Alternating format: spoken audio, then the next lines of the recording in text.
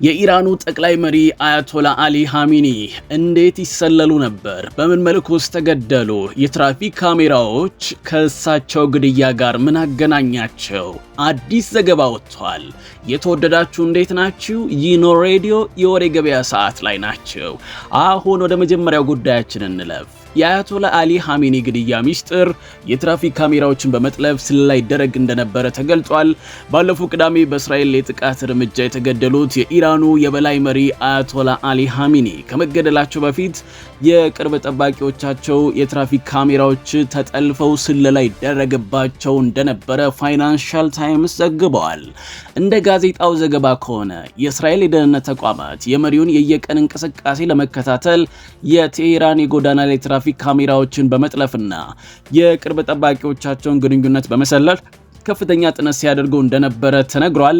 የቴክኖሎጂ ምጥቀት የታከለበት ስለላ መሪው የሚገኙበትን ትክክለኛ ስፍራና ሰዓት ለይቶ ለማወቅና ጥቃቱን በተሳካ ሁኔታ ለመፈጸም ቁልፍ ሚና እንደነበረው ነው የተነገረው። እንግዲህ ከፋይናንሻል ታይምስ ባሻገር የሲኤንኤንም ዘገባ ይህንን እውነታ በደንብ ነው የሚያረጋግጠው። የኢራኑ መንፈሳዊ መሪ እንዲሁም የበላይ መሪ አያቶላ አሊ ኻሜኒን ለመግደል አሜሪካ ለወራት እንቅስቃሴዎችን ስትከታተል እንደነበረ ደግሞ በሌላ በኩል ሲኤንኤን ዘግቧል።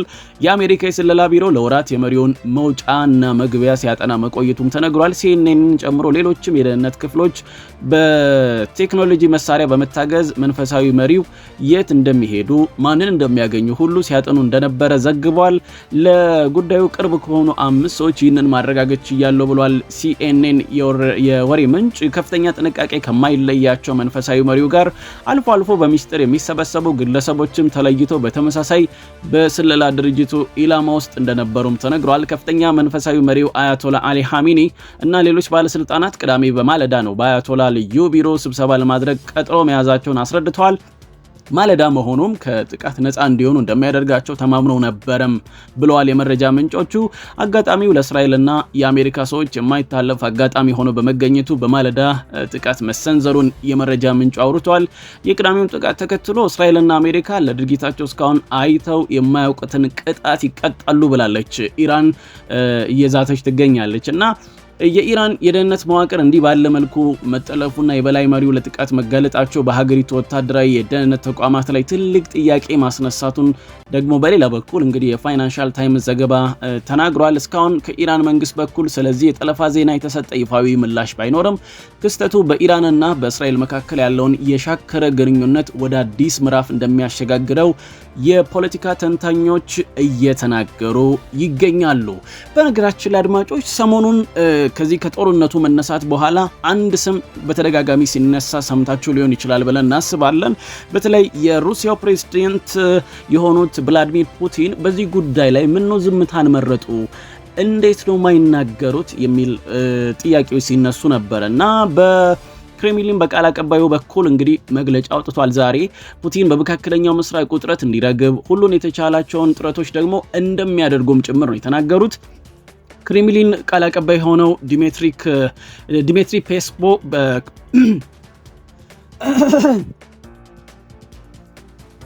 በክሬምሊን ቃል አቀባይ ዲሚትሪ ፔስኮቭ በተሰጡ መግለጫዎች ፑቲን ለባሕረ ሰላጤው የአረብ ሀገራት አቻዎቻቸው በመሰረተ ልማቶቻቸው ላይ እየተፈጸመ ያለውን ጥቃት በተመለከተ ያላቸውን ስጋት ለኢራን እንደሚያደርሱ ቃል ገብተዋል። ሩሲያ የሌሎች ሀገራትን ሉዓላዊነት ታከብራለች፣ በጉዳዮቻቸው ላይም ጣልቃ አትገባም፣ ሌላ ማንኛውም አቋም ከዓለም አቀፍ ሕግ ጋር የሚቃረን እንደሚሆን ተናግረዋል። የሩሲያ ውጭ ጉዳይ ሚኒስትር ሰርጌይ ላቭሮቭ በተባባሰው የመካከለኛው ምስራቅ ግጭት የሲቪሎችን ጉዳት የሚያስከትሉ ውጊያዎችን ማቆም አስፈላጊ ነው ብለዋል። የውጭ ጉዳይ ሚኒስትሩ ኢራን የኒውክሌር ጦር መሳሪያ እያመረተች ስለመሆኑ ምንም አይነት ማስረጃ የለም ሲሉ ስፑትኒክ ነው የዘገበው። ሩሲያ በኢራን ዙሪያ ያለው ውጥረት በአስቸኳይ እንዲረግብ አፋጣኝ የተኩስ አቁም እንዲደረግና ወደ ፖለቲካዊና ዲፕሎማሲያዊ ሂደቶች እንዲመለሱ ሩሲያ ጥሪ አቅርባለች። የውጭ ጉዳይ በመስሪያ ቤቱ በሆርሙዝ ወሽመጥ በኩል የሚደረግ የባህር ላይ ትራንስፖርት መቋረጥ የዓለምን የነዳጅና የጋዝ ገበያ የማናጋት አደጋ እንዳለው ባወጣው መግለጫ ማስታውቋል። ሌላኛው ጉዳይ ዛሬ ወደ ከሰዓት የተሰማው ጉዳይ ምንድነው? የቴል አቪቭ ሰማይ በጥቁር ጭስ ተውጦ ነው ያለው ዛሬ የኢራን ባሊስቲክ ሚሳይሎች በእስራኤል የንግድ ማዕከል በሆነችው ቴልአቪቭ ላይ ባደረሱት ጥቃት በአንድ የመኖሪያ ህንፃ ላይ ከፍተኛ ቃጠሎ ጭስ ሲነሳ የሚያሳይ ምስል በአካባቢ በነበሩ የቻይናውያን ሰራተኞች ተመዝግቦ ይፋ ሆኗል። ጥቃት የተፈጸመው አሜሪካና እስራኤል በኢራን ላይ የከፈቱትን ኦፕሬሽን ኤፒክ ፉሪ ተከትሎ ቴሄራን በወሰደችው ያጸፋ እርምጃ ሲሆን ምንም እንኳን የእስራኤል የሚሳኤል መከላከያ ዘዴዎች አብዛኞቹ ሚሳኤሎች ቢያከሽፉም ቢያንስ አንዱ ሚሳኤል በመኖሪያ መንደር ላይ በማረፉ ከፍተኛ ውድመት አድርሷልም የተባለው በአካባቢ የነበሩ ቻይናውያን የስራ ተሰማሪዎች እንግዲህ በሞባይል ስልካቸው በቀረጹት ተንቀሳቃሽ ምስል ሚሳኤሉ ካረፈበት ህንፃ ላይ ጥቅጥቅ ያለ ጥቁር ጭስ ወደ ሰማይ ሲወጣና በአካባቢው የነበሩ ተሽከርካሪዎች ሲነዱ ታይተዋል።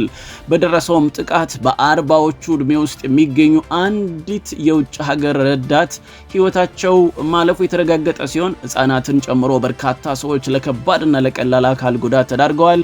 ይህ በቴልአቪቭ ላይ የደረሰው ቀጥተኛ ጥቃት ግጭቱ ወደ ከፋ የከተማ ውጊያና መጠነ ሰፊ ቀውስ እየተሸጋገረ መሆኑን የሚያሳይ ምልክት ተደርጎም ተወስዷል።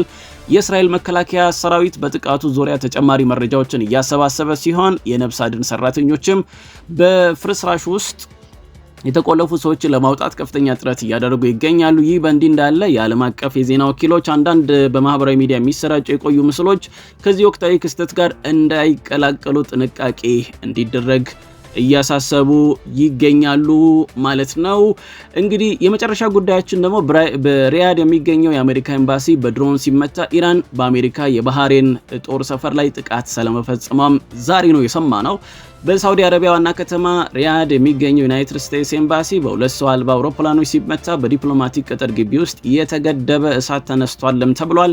በተመሳሳይ ኢራን በባህሬን የሚገኘውን የአሜሪካ ጦር ሰፈር ላይ ጥቃት የፈጸመ ሲሆን ይህም የአሜሪካና የእስራኤል ጥቃት አጸፋውን በመበቀል ላይ በመሆኗ በባህረ ሰላጤው አረብ ሀገራት ላይ ቀጠናዊ ጫናን አሳድረዋል። በዩናይትድ ስቴትስ ኤምባሲ ላይ የደረሰው ጥቃት በግቢው ላይ ጥቃቅን የቁሳቁስ ጉዳቶች ላይ ብቻ ነው ጉዳት ያደረሰው ሲል ነው የመከላከያ ሚኒስትሩ ባወጡት መግለጫ የተናገሩት።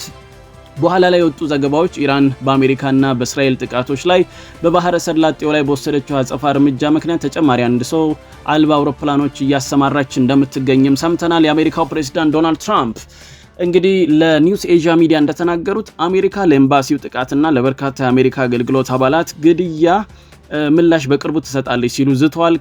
ከጥቃቱ በኋላም በሪያድ በሚገኘው ዲፕሎማሲያዊ ስፍራ ላይ ጥቁር ጭስ ሲወጣ ታይቷል ሲል ነው ሮይተርስ የዜና ወኪል የዘገበው።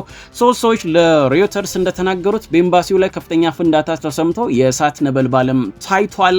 ምንም እንኳን የሳውዲ መከላከያ ሚኒስቴርና አንዳንድ የመረጃ ምንጮች ለዜና ወኪሉ እንደተናገሩት ከድሮን ጥቃቱ በኋላ የተነሳው እሳት መጠነኛ ነበርም ብለዋል። ጥቃቱ በተፈጸመበት ወቅት የኤምባሲው ህንፃ ባዶ ነበር ሲሉም ጉዳዩ የሚያውቁ ሁለት ሰዎች ለሮይተርስ የገለጹ ሲሆን በሰው ህይወት ላይ የደረሰ ጉዳት እንደሌለውም ተናግረዋል። ክቡራትና ክቡራን እንግዲህ ከአያቶላ ግድያ ጋር በተያያዙ የወጡ ዘገባዎች ይህንን ይመስሉ ነበር።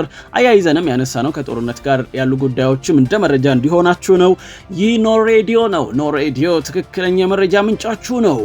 ኖ ሬዲዮ የወሬ ገበያ፣ እውነተኛ የወሬ ገበያ ነው።